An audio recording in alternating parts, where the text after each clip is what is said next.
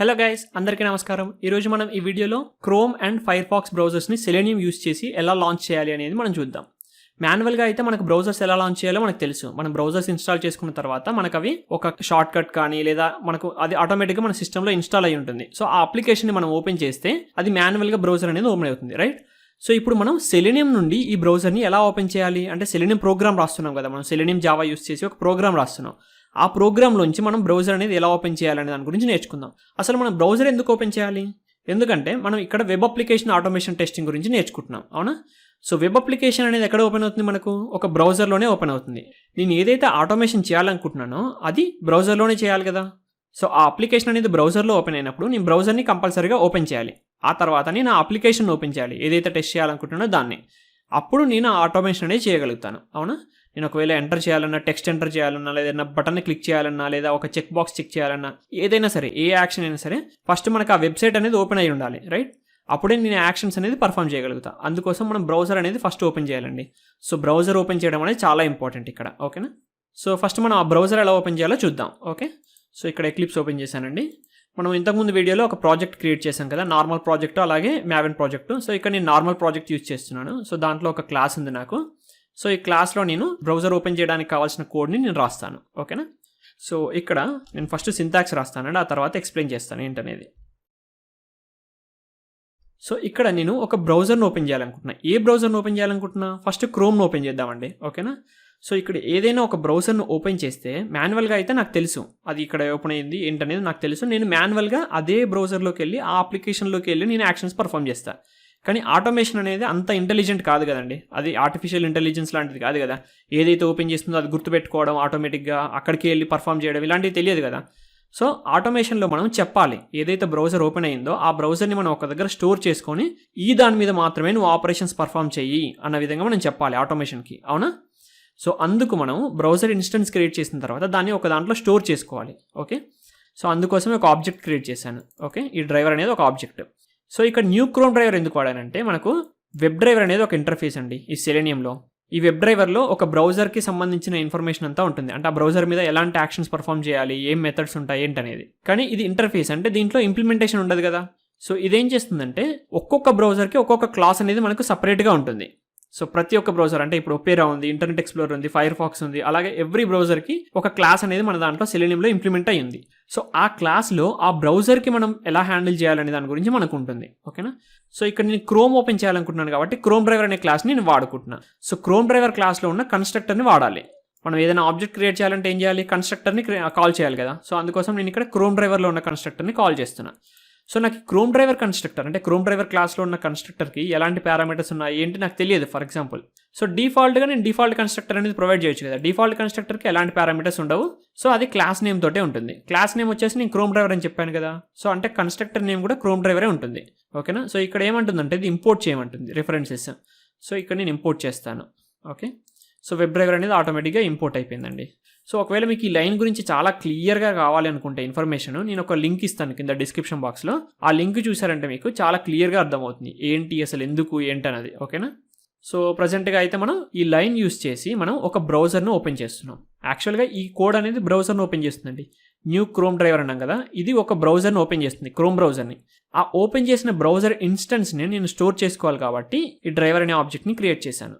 So ఇప్పుడు driver object అనేది create అయింది, అంటే బ్రౌజర్ ఓపెన్ అయింది, దాని ఆబ్జెక్ట్ ఇన్స్టెన్స్ వచ్చేసి మనకు ఈ డ్రైవర్లో స్టోర్ అయింది. సో ఇప్పుడు దీంట్లో నేను ఒక వెబ్ పేజ్ ఓపెన్ చేయాలనుకుంటున్నాను. అంటే బ్రౌజర్ ఓపెన్ చేసినప్పుడు డిఫాల్ట్గా ఏం ఓపెన్ అవ్వదు.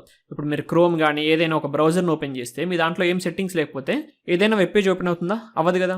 సో అదేవిధంగా ఆటోమేషన్లో కూడా ఎలాంటి వెబ్ పేజ్ అనేది ఓపెన్ అవ్వదు. సో నేను ఒక అప్లికేషన్కి నావిగేట్ అవ్వాలనుకుంటున్నాను, ఏదైనా ఒక వెబ్ పేజ్కి, ఓకే? సో ఇప్పుడు మనకు ఒక పర్టికులర్ అప్లికేషన్ అనేది మనం టెస్ట్ చేయట్లేదు కాబట్టి నేను గూగుల్కి నావిగేట్ అవుతానండి, ఓకే? సో ఈ ఇన్స్టెన్స్ని నేను యూస్ చేసుకోవాలి. ఎందుకు అంటే ఏదైతే ఆటోమేషన్లో మనం బ్రౌజర్ ఓపెన్ చేసామో దాని ఇన్స్టెన్స్ వచ్చేసి డ్రైవర్ అనే ఆబ్జెక్ట్లో స్టోర్ అయ్యింది. సో అందుకే నేను ఇక్కడ డ్రైవర్ అనే ఆబ్జెక్ట్ని కాల్ చేస్తున్నాను. సో డ్రైవర్ డాట్ మనకు ఒక మెథడ్ ఉంటుంది గెట్ అని. సో ఈ గెట్ అనే మెథడ్ యూస్ చేసి మనం బ్రౌజర్ ఓపెన్ అయినప్పుడు ఒక యూఆర్ఎల్ డిఫాల్ట్గా ఓపెన్ చేయాలంటే ఓపెన్ చేయొచ్చండి, ఓకే? సో ఈ గెట్ లోపల నేను ఒక స్ట్రింగ్ని పంపించాలి. ఆ స్ట్రింగ్ ఏంటంటే యూఆర్ఎల్ అనమాట. సో ఇక్కడ google.com హోమ్ పేజ్ ఉంది కదా. సో దీని యూఆర్ఎల్ని నేను ఇక్కడ స్ట్రింగ్ లాగా పంపిస్తాను. స్ట్రింగ్ లాగా పంపించాలంటే డబల్ కోట్స్లో పంపించాలి, రైట్? సో ఇలా పెట్టాను, ఓకేనా? సో ఇప్పుడు ఇదేం చేయాలంటే ఒక క్రోమ్ బ్రౌజర్ని ఓపెన్ చేసి ఆ తర్వాత గూగుల్ హోమ్ పేజ్కి నావిగేట్ అవ్వాలండి. ఓకేనా, ఇది ఏదైతే యూఆర్ఎల్ మెన్షన్ చేశానో ఆ యూఆర్ఎల్కి నావిగేట్ అవ్వాలి. ఓకే, సో మనం ఎగ్జిక్యూట్ చేద్దాం ఇప్పుడు. సో ఇక్కడ నేను యాక్చువల్గా ఏం ఎక్స్పెక్ట్ చేశా, ఎగ్జిక్యూట్ చేయగానే బ్రౌజర్ ఓపెన్ చేస్తుంది అని ఎక్స్పెక్ట్ చేశా. కానీ ఇక్కడ ఏమొచ్చింది, మనకు ఒక ఎర్రర్ వచ్చింది. ఏంటో చూద్దాం. ఈ కన్సోల్ని పెద్దగా చేద్దాం. సో ఇక్కడ ఏం చెప్తుందంటే java.lang.illegal state exception, the path to the driver executable must be set by webdriver.chrome.driver.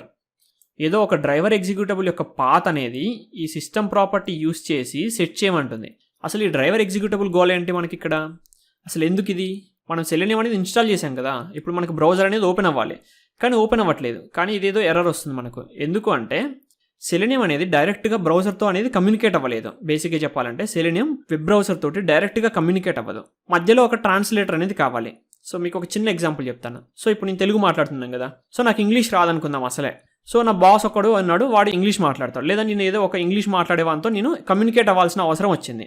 So అప్పుడు ఎలా కమ్యూనికేట్ అవుతాను? నేను ఇంగ్లీష్ నేర్చుకోవడం కష్టం, లేదా వాడు తెలుగు నేర్చుకోవడం కష్టం.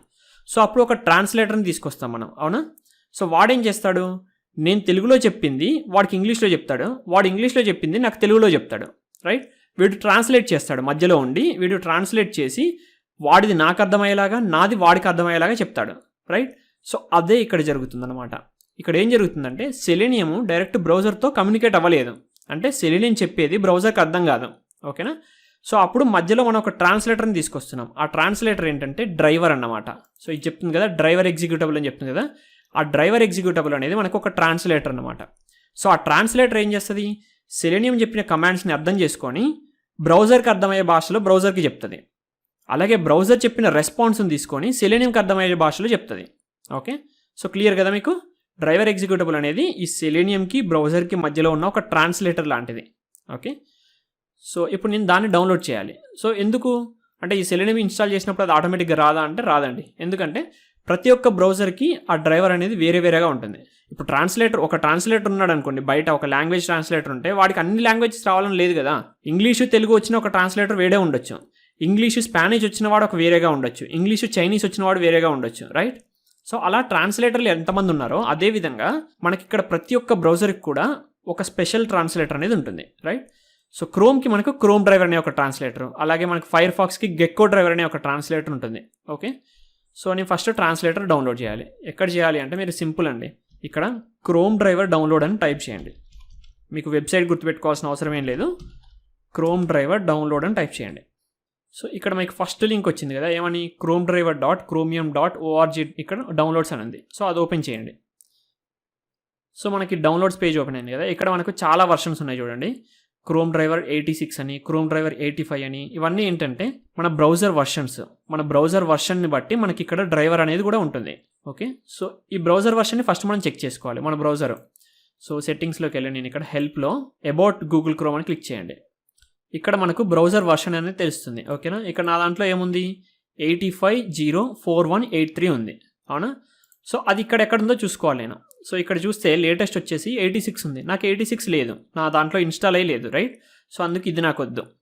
సో ఇక్కడ చూడండి 85.0.4183, సో అదే కదా నా దాంట్లో ఇన్స్టాల్ అయ్యింది, రైట్? సో ఇక్కడ లాస్ట్లో ఉన్న దాని గురించి మీరు పెద్దగా పట్టించుకోవద్దండి. ఓకేనా, ఇక్కడ 121 ఉంది నా దాంట్లో, అది మైనర్ వర్షన్ అనమాట. ఇక్కడ 87 ఉంది, సో దీని తర్వాత 86 ఉంది డైరెక్ట్గా వర్షన్. సో ఇది యూస్ చేసుకుంటే సరిపోతుంది అనమాట మీకు. ఓకే, సో ఇక్కడ కింద కూడా ఇచ్చారు చూడండి, సపోర్ట్స్ క్రోమ్ వర్షన్ 85. సో ఈ డ్రైవర్ని డౌన్లోడ్ చేయాలి, దాని మీద క్లిక్ చేయండి సింపుల్గా.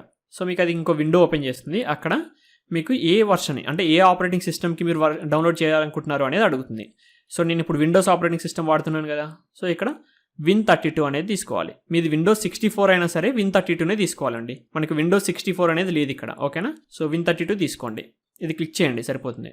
సో అది మీకు ఒక జిప్ ఫైల్ డౌన్లోడ్ చేస్తుంది. ఆ జిప్ ఫైల్లో మనకు ఎగ్జిక్యూటబుల్ అనేది ఉంటుంది. ఓకేనా, సో నెక్స్ట్ మనం ఏం చేద్దామంటే ఈ జిప్ ఫైల్ని ఓపెన్ చేసి, సో ఇక్కడ డౌన్లోడ్స్కి వెళ్తే ఈ జిప్ ఫైల్ ఉంది కదా, సో ఇది ఓపెన్ చేస్తున్నాను నేను ఫస్ట్. సో ఇక్కడ దీంట్లో ChromeDriver.exe అనేది ఉంది. సో దీన్ని కాపీ చేసి నా ప్రాజెక్ట్లో పెట్టుకుంటానండి ఫస్ట్. ఓకేనా, సో నా రీసోర్సెస్లో యాడ్ చేసి పెట్టుకుంటాను ఫస్ట్ అయితే. సో ఇక్కడ యాడ్ అయిపోయింది కదా ఫస్ట్. సో అదేవిధంగా మనం ఫైర్ఫాక్స్ కూడా ఇప్పుడు ఏదైతే క్రోమ్కి చెప్పానో అదేవిధంగా ఫైర్ఫాక్స్కి కూడా ఒక ట్రాన్స్లేటర్ ఉంటుంది కదా, అంటే ఒక డ్రైవర్ ఎగ్జిక్యూటబుల్ ఉంటుంది కదా, అది కూడా డౌన్లోడ్ చేసుకుందాం ముందే, పని అయిపోతుంది మనకు. ఓకే, ఫైర్ఫాక్స్కి వచ్చేసి ఇక్కడ గెక్కో డ్రైవర్ అంటామండి. ఫైర్ఫాక్స్ డ్రైవర్ అనము, గెక్కో డ్రైవర్ అంటాం. ఓకే, గెక్కో అంటారు కొంతమంది, జెక్కో అని కూడా అంటారు. సో అది గుర్తుపెట్టుకోండి, ఏదైనా అనొచ్చు మనం. సో గెక్కో డ్రైవర్ని ఓపెన్ చేస్తున్నాను.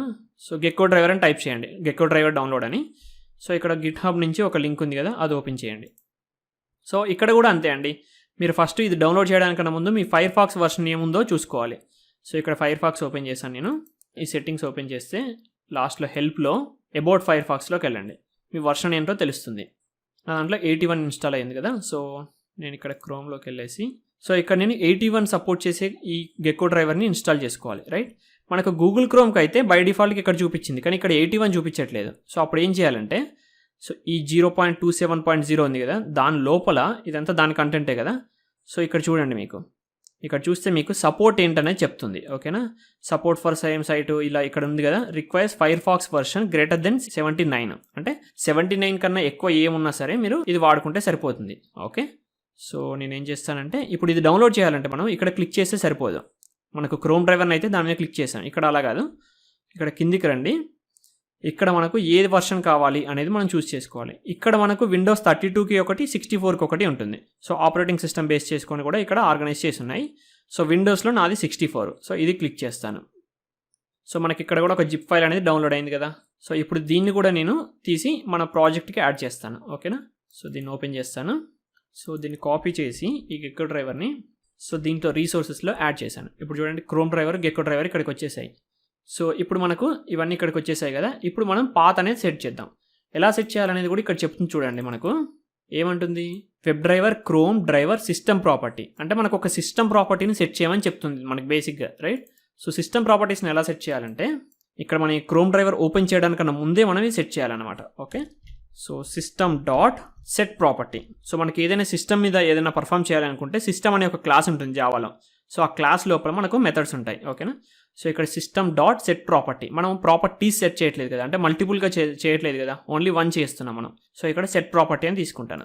సో ఇక్కడ కీ వచ్చేసి ఇది చెప్పింది కదా, ఏమని, ఈ కీతో మనం ఇవ్వాలని చెప్పింది. రైట్, ఇది సిస్టమ్ ప్రాపర్టీ. సో ఇక్కడ చూడండి, webdriver.chrome.driver అనమాట. సో ఇది కాపీ చేస్తాను. సో ఇది కీగా ఇవ్వండి. ఓకే, స్ట్రింగ్ అనమాట, ఇది డబల్ కోట్స్లో ఇవ్వాలి. సో ఇక్కడ వాల్యూ వచ్చేసి ఈ ఎగ్జిక్యూటబుల్ యొక్క పాత్. సో ఇది ఎక్కడుందో ఆ పాత్ అనేది మనం మెన్షన్ చేయాలి. ఇక్కడ రిలేటివ్ పాత్ ఇవ్వచ్చు, లేదా అబ్సల్యూట్ పాత్ కూడా ఇవ్వచ్చు. సో నేను వచ్చేసి రిలేటివ్ పాత్ ఇస్తాను. సో రిలేటివ్ పాత్ అనేది //తో స్టార్ట్ అవుతుంది. / ఈ ప్రాజెక్ట్లో రీసోర్సెస్ ఫోల్డర్లో ఉంది. సో ఇక్కడ రీసోర్సెస్ ఆర్ క్యాప్స్, పాత్ అనేది ప్రాపర్గా ఇవ్వాలండి. ఓకేనా, క్యాప్స్ ఉంటే క్యాప్స్, స్మాల్ ఉంటే స్మాల్. ChromeDriver.exe. సో ఇప్పుడు డ్రైవర్ పాత్ అనేది సెట్ అయిపోయింది మనకు. రైట్, సో ఇప్పుడు నేను మళ్ళీ ఒకసారి ఎగ్జిక్యూట్ చేస్తాను. ఓకేనా, సో ఈసారి నాకు ఏం ఎర్రర్ రాకూడదు, డైరెక్ట్గా క్రోమ్ బ్రౌజర్ ఓపెన్ అయ్యి దాంట్లో గూగుల్ హోమ్ పేజ్ అనేది ఓపెన్ అవ్వాలి. రైట్, సో చూద్దాం మనం ఈసారి ఎలా అవుతుంది అనేది. సో మనకి ఇక్కడ కన్సోల్లో కొంచెం ప్రింట్ అయిందని, ఏమని, స్టార్టింగ్ క్రోమ్ డ్రైవర్ అని చెప్తుంది, అంటే ఓపెన్ అవుతుంది ఇంకా. ఓకే, సో ఇక్కడ బ్రౌజర్ ఓపెన్ అవుతుంది. నా సిస్టమ్ కొంచెం స్లోగా ఉందండి, అందుకే ఇది కొంచెం స్లోగా ఓపెన్ చేస్తుంది. సో చూడండి, బ్రౌజర్ ఓపెన్ అయింది. రైట్, ఇప్పుడు మనకి ఇది గూగుల్ హోమ్ పేజ్కి తీసుకెళ్ళాలి మనల్ని. రైట్, సో చూడండి, గూగుల్ హోమ్ పేజ్ అనేది లోడ్ అవుతుంది. Right, Google home page open అయిపోయింది. క్రోమ్ బ్రౌజర్ ఓపెన్ చేసి దాంట్లో గూగుల్ హోమ్ పేజ్కి నావిగేట్ అయింది. రైట్, సో మనం సక్సెస్ఫుల్గా మన ఫస్ట్ స్క్రిప్ట్ అనేది ఎగ్జిక్యూట్ చేయగలిగాం సెలీనియం యూస్ చేసి. రైట్, క్రోమ్ బ్రౌజర్ ఓపెన్ చేసి దాంట్లో మనం ఒక అప్లికేషన్కి నావిగేట్ అయ్యాం. గూగుల్ అనేది కూడా ఒక అప్లికేషనే కదా, సో దానికి మనం నావిగేట్ అయ్యాం. ఓకే, సో దీన్ని క్లోజ్ చేస్తాను ఇక్కడ. సో ఇలా చేయాలండి. ఓకేనా, సో దీని తర్వాత దీన్ని కామెంట్ చేసి నెక్స్ట్ మనం ఫైర్ఫాక్స్ కూడా సేమ్ అండి ఆల్మోస్ట్. ఓకే, కొంచెం డిఫరెన్స్ ఉంటుంది, అదేంటని చెప్తాను. సో మీరు క్రోమ్ అండ్ ఫైర్ఫాక్స్ నేర్చుకుంటే మీకు ఆల్మోస్ట్ మిగిలినవన్నీ సిమిలర్గా చేసేయచ్చు. సో ఇప్పుడు దీన్ని కాపీ చేసి కామెంట్ చేస్తాను. సో ఇక్కడ పేస్ట్ చేస్తాను సేమ్ని. సో ఇదే విధంగా మీకు ఎక్కడెక్కడైతే క్రోమ్ కనిపిస్తుందో దాన్ని రీప్లేస్ చేసేయండి. ఓకేనా, ఫైర్ఫాక్స్కి రిలేటెడ్ వాటితో రీప్లేస్ చేయండి. సో బేసిక్గా మనం డౌన్లోడ్ చేసిన డ్రైవర్ పేరేంటి, గెక్కో డ్రైవర్ కదా. సో ఇక్కడ గెక్కో అని పెడతాం. ఓకేనా, క్రోమ్ ప్లేస్లో ఇక్కడ గెక్కో అని పెట్టండి. ఓకే, సో అదేవిధంగా ఇక్కడ మనకు ఈఎక్సీ ఫైల్ నేమ్ ఏంటి, GeckoDriver.exe. సో అది కూడా మనం చేంజ్ చేయాలి ఇక్కడ. ఓకే, సో ఇక్కడ వచ్చేసి మనం ఈ లైన్లో వచ్చేసి ప్రాపర్టీ సెట్ చేసేటప్పుడు గెక్కో వాడతాము. ఆ తర్వాత ఇక్కడ డ్రైవర్ ఓపెన్ చేసేటప్పుడు మాత్రం మనకి గెక్కో అని ఉండదండి. ఓకేనా, ఫైర్ఫాక్స్ అని చెప్పాలి. సో ఓకే, అది ఎందుకు ఎర్రర్ చూపించిందంటే మనకి ఇక్కడ రెఫరెన్సెస్ యాడ్ చేయలేదు కదా, సో అందుకోసం. సో ఇప్పుడు యాడ్ అయిపోయింది చూడండి. ఓకేనా, ఇప్పుడు ఇదే కోడ్ సింపుల్ చేంజ్ అండి, ఏం లేదు. ఓకేనా, సో ఇవి చేంజ్ చేస్తే సరిపోతుంది. సో అదేవిధంగా మీరు రేపు ఇంటర్నెట్ ఎక్స్ప్లోరర్ చేంజ్ చేయాలంటే ఏం చేయాలి, ఈ కీ అండ్ ఈ వాల్యూ అండ్ ఈ కన్స్ట్రక్టర్ నేమ్ చేంజ్ చేస్తే సరిపోతుంది, right? So same with Opera or Safari any other browser. So first దీన్ని ఎగ్జిక్యూట్ చేద్దాం, ఓకేనా? సో ఇక్కడ కన్సోల్లో ఏదో ఎర్రర్ లాగా చూపిస్తుంది కదా, అవేం పట్టించుకోకండి మీరు, ఓకేనా? ఒకవేళ ప్రోగ్రామ్ ఫెయిల్ అయితే అప్పుడు మనం దాని గురించి చూద్దాం. సో కొన్ని కన్సోల్లో వార్నింగ్స్, ఎర్రర్స్ లాంటివి వస్తూ ఉంటాయి, ఓకే? సో వాటి గురించి మీరు పెద్దగా వరి అవ్వాల్సిన పని లేదు. సో మనకి ఇక్కడ ఫైర్ఫాక్స్ బ్రౌజర్ అనేది ఓపెన్ అయిపోయింది. సో ఇప్పుడు ఏంటి, గూగుల్ హోమ్ పేజ్కి అది నావిగేట్ అవ్వాలి, రైట్? సో అవుతుందండి అది. సో మనకి ఇప్పుడు ఫైర్ఫాక్స్ ఓపెన్ చేసి గూగుల్ అప్లికేషన్కి కూడా నావిగేట్ అయిపోయింది, రైట్? సో అంటే ఫైర్ఫాక్స్ కూడా మనకు కంప్లీట్ అయింది. సో దీన్ని క్లోజ్ చేస్తాను. సో ఇప్పుడు మనం క్రోమ్ని ఎలా లాంచ్ చేయాలి, అలాగే ఫైర్ఫాక్స్ని ఎలా లాంచ్ చేయాలి, సో లాంచ్ అయిన తర్వాత ఒక అప్లికేషన్కి ఎలా నావిగేట్ అవ్వాలి అనే దాని గురించి మనం చూసాం, అవునా? సో బేసిక్ అనేది అయిపోయింది కదా ఇప్పుడు. సో ఇక మీదట మనం యాక్షన్స్ మీద ఫోకస్ చేయొచ్చు, ఓకే? సో ప్రస్తుతానికైతే మనం క్రోమ్ ఎలా లాంచ్ చేయాలి, లేదా ఎనీ బ్రౌజర్ అండి. ఇంకా నేను మిగిలినవన్నీ చెప్పట్లేదు, బట్ మీరు ప్రాక్టీస్ చేయొచ్చు. చెప్పాను కదా ఏమేమి చేస్తే అయిపోతుందో. సో మీరు దానికి కావాల్సిన ఎగ్జిక్యూటబుల్ ఫైల్ని, అంటే ఆ EXE ఫైల్ ఉంది కదా, సో వాటిని డౌన్లోడ్ చేసుకొని ఇక్కడ ఈ కీవర్డ్స్ని మీరు చేంజ్ చేసుకుంటే సరిపోతుంది. ఎలాంటి బ్రౌజర్నైనా మీరు ఓపెన్ చేయొచ్చు ఇక్కడ, ఓకేనా? సో అంతే అండి ఇంకా ఈ వీడియోకి. మీకు ఒకవేళ ఈ వీడియో నచ్చినట్లయితే లైక్ చేయండి, షేర్ చేయండి, కామెంట్ చేయండి, అలాగే సబ్స్క్రైబ్ చేసుకోవడం మర్చిపోకండి. అలాగే మీకు ఈ సిరీస్ నచ్చినట్లయితే మీకు మీ ఫ్రెండ్స్తో కూడా ఈ సిరీస్ని షేర్ చేయండి. ఈ Selenium Java తెలుగు అనే సిరీస్ని మీరు మీ ఫ్రెండ్స్తో కూడా షేర్ చేసి వాళ్ళకు కూడా నేర్చుకోవడంలో హెల్ప్ చేయండి. Thank you, bye bye.